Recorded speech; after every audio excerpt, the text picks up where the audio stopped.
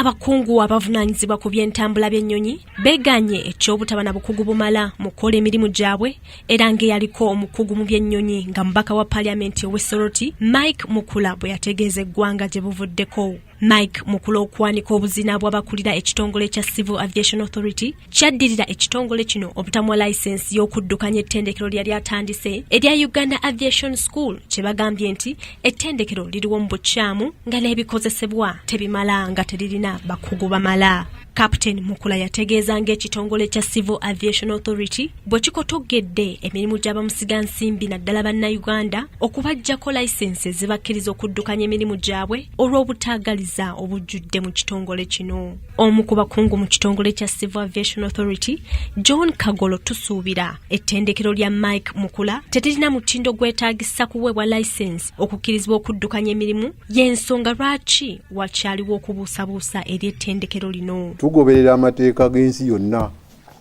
kubanga Uganda eri emu ku bammemba ba ICAO, International Civil Aviation Organization.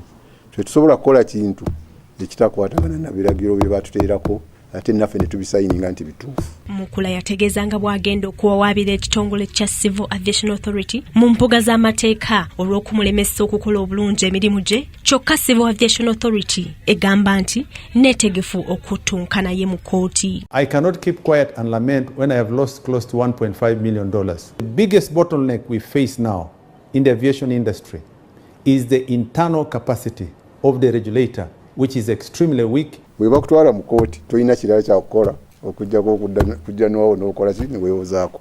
Tujja kwewozaako. Mike Mukula yaweebwa layisensi okuddukanya emirimu gy'ebyennyonyi mu kampuni ze ennya omuli n'ettendekero mu 1992 n'alemererwa mu 1995 ne gye buli kati emirimu agitambuza mu bumenyi bw'amateeka kyokka ekitongole kigamba kizze kimulabula nga tawulira.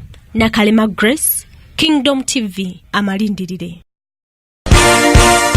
This is Kingdom TV.